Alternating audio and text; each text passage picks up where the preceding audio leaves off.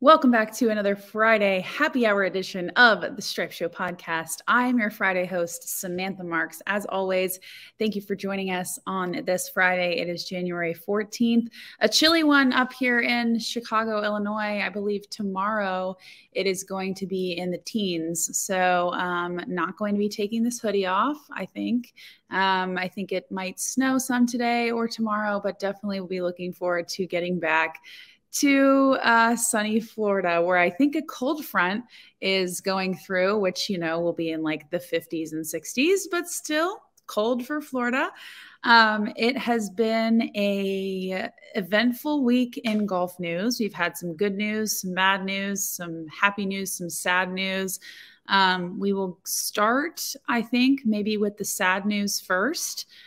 Get it out of the way. We've got Golf Channel's Tim Rosaforte passed away this week. If you haven't heard by now, Tim Rosaforte was a veteran journalist, one of the insiders at Golf Channel, really. He passed away after a brief battle with Alzheimer's disease. He was only 66. He was one of the first people I ever met when I worked at Golf Channel. We worked directly across from each other. We shared like a little cubicle area there at the Golf Channel office. And he did retire late in 2019 after I believe he worked at Sports Illustrated, Golf Digest, and Golf Channel, most recently at Golf Channel. But he worked at Golf Channel for over 10 years. And but he first appeared on Golf Channel back in the 90s. So he, was definitely known as the Golf Channel insider and had all the inside scoop on what was going on with the tour pros. And he was very well respected and well connected when it came to the tour pros, and just one of the most important voices in the game of golf. And so to hear that he passed really shook the golf world as a whole. And it was very sad to hear. He's always very nice to me, always very nice to any new person in the building, very nice to everyone. But I did happen to notice that always very nice to the interns, very nice to the part-time people, the new people like me, always reaching out and making sure to get to know us too. And that stuck with me. So very sad to hear of his passing this week, and sending our best to his family in this time. Moving on from that, we've got the Netflix PGA Tour documentary, and there's this the PGA Tour announced on Wednesday that there's a new documentary that's going to be on Netflix.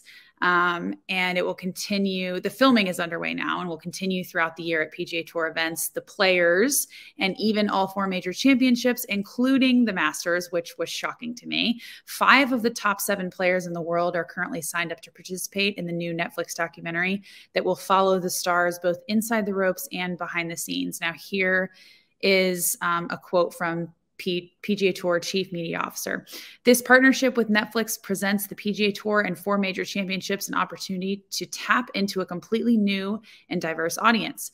This documentary will give fans an authentic look into the real lives of our athletes and what it's like to win and lose during a season on the PGA Tour. If you guys have seen that movie, Formula One Drive to Survive, this is the same company that's producing it is producing this film. And yeah, so we've got the 5 of the top 7: Colin Morikawa, Dustin Johnson, Justin Thomas, Viktor Hovland, and Xander Schauffele. Also committed, though, there's, huge list of people: Jordan Spieth, Brooks Koepka, Ricky Fowler, Daniel Berger, Tony Finau, Sergio Garcia, Joel Damon, Ian Poulter, Max Homa. The list goes on and on, right? Also included is Keita Nakajima, the world's #1 ranked amateur, will appear as he prepares to play in the Masters, which I'm super excited to see that kind of side of this. But among the names who are not included in the debut are Tiger Woods, Rory McIlroy, Phil Mickelson, Bryson DeChambeau, Jon Rahm, and Patrick Cantlay. So interesting list of names there. Now, coming out of that, we've got Bryson DeChambeau explains why he won't be a part of it. Okay, you're going to like this one. This is from golfchannel.com. here we go. Bryson DeChambeau was one of the few top players who declined an invitation. He explained why ahead of his appearance at the Saudi International. Quote, "There's a lot of factors going into that. One, there wasn't a deal that was struck that was very well for my side of it. I love Netflix. I watch it. I have a great time with it. But just for me, it wasn't right at the present moment." And then he goes on and say that he's very, very busy with his own content creation company and YouTube channel. Okay, whatever that means. And he says, quote, "They're getting a pretty good look inside my life," talking about his other platforms. "And just to have more people come in and go even further, which is almost impossible for what I'm giving out, is too invasive for me. I don't want any more than that because I do have a life outside of that."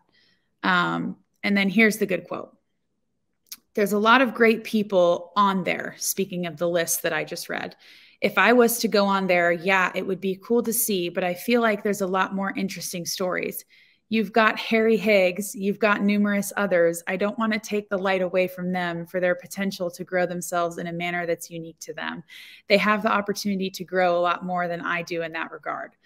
So what is that about? I feel like that is just such a weird excuse or reasoning to not be in a documentary. I mean, he basically has a TikTok creation house in Chris Como's living room to begin with. And now he doesn't want to be in this documentary because he thinks it's too invasive. And he's calling out Harry Higgs in this quote. I don't know. The whole thing just kind of doesn't sit right with me. Love Bryson, love that he is always saying what's on his mind. I do have to respect him for that. But I just find the quote to be a little strange. And that he says he doesn't want to take the light away from them as if he is like so much above them. I don't know. I'll let you dissect what you want to dissect from that. We can talk a little bit today about the tournament at the Sony Open. I don't know if we should talk about the extremely low scores because this is, I mean, we're 2 events into 2022 and already there's way too many 61, 62, 63s on the board. Kevin Na, obviously defending his title this week at the Sony Open. He opened with a 61, said he was disappointed that he did not shoot a 59. So it's got to be a pretty good day when you're disappointed that you didn't shoot a 59. He is 38 years old, as we know, reading this from golfchannel.com, threatened a 59. And apparently there was not much wind at Wie Country Club, which is pretty, pretty strange. There's always wind down there on the islands.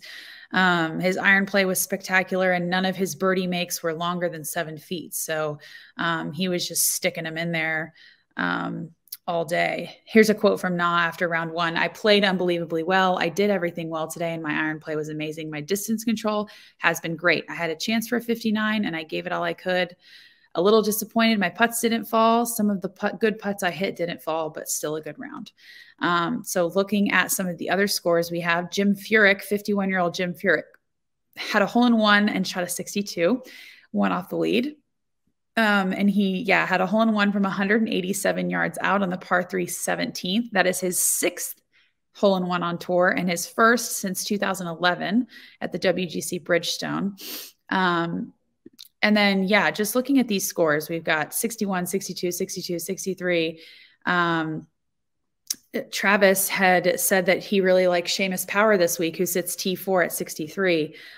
So that's a good pick so far. We've got Matt Kuchar at 64, Jason Kokrak, 64, Maverick McNeely, I believe, who was one of the picks on the DFS show earlier this week, 65, Billy Horschel, 65.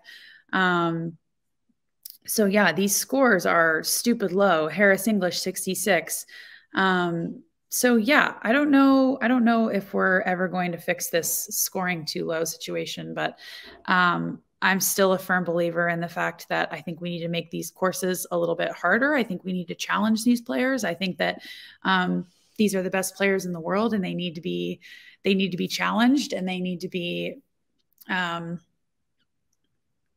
challenged. I don't know how else to say it. I think that there's a time and a place for a birdie fest. And I do think that those are fun to watch. I'm not saying that this is not fun to watch. I'm never going to say that, but I think that it doesn't need to be every week. And the last 2 weeks, that's what we're getting so far in 2022. So that's your little recap of the Sony Open so far. We've got some women's golf news now. Wie West is getting back into tournament golf. She is going to join the Korda sisters in the field at the LPGA Tournament of Champions coming up here in the next week. So yeah, world number 1 Nelly Korda, her sister Jessica. Jessica is the event's defending champion. We'll tee it up at Lake Nona. And obviously the reigning player of the year, Jin Young Ko, is not playing, as we know. That was some big news when that came out. But Wie West exercised her prolonged eligibility, this says here, and she qualified for the event because she had been eligible last year by winning the 2018 HSBC Women's World Championship, but the wrist injury that she had kept her out of the tournament championships in 2019. Then she was on maternity leave in 2020 and the beginning of 2021, so her eligibility carried over to this year. So it's going to be really good to see her out there, and I really hope that she plays well, and I'm looking forward to watching her. I love Lake Nona. I live very close to that area, and that's kicking off PGA show week. So it'll be super exciting to get to watch the women out there at the TOC. Also in LPGA news, the LPGA changed a rule which Beth Ann Nichols has been pushing for, very big advocate for the LPGA and some much needed rule changes. The tour will now exempt non-members who finish in the top 10 in designated events into the following week's tournament. The PGA Tour has a similar rule, but basically if I was to go play an event and finish in the top 10, then that means if it was a certain event that I could play in the next week's event. So these events do not include majors or tournaments that don't use the priority list to fill their fields. But if you remember, Yuka Saso could have benefited from this new rule prior to her winning the U.S. Women's Open last summer. So that whole issue with her not being able to play in Los Angeles the week after, that wouldn't have happened. So I'm glad that the LPGA is making those changes. And there's a lot of new, changes in the rules of golf, as we know, that came out in January 1st with the green reading books and the driver lengths and everything like that. So it's just good to see that some changes are being implemented. And we know Mike Wan is with the USGA now, and we know that Mike did some great things for the LPGA, and he'll continue to do so for the USGA. If you haven't listened to I believe it was Wednesday's episode with Jason Gore from the USGA, definitely do that. If you haven't listened to Thursday's episode with Cam Smith's coach, Grant Field, definitely do that as well. There were some really great episodes this week. And I would encourage you guys to go back and listen to them this weekend while you're watching the golf, and hopefully somewhere warm where you can get out and play some golf. But that is the news for this week. And I really appreciate you guys joining us. I like to keep it short here on Fridays for Happy Hour Express on the Stripe Show podcast. And I will say a cheers with my Diet Coke and make it a great weekend, you guys. Thanks. And we'll see you next week. Cheers.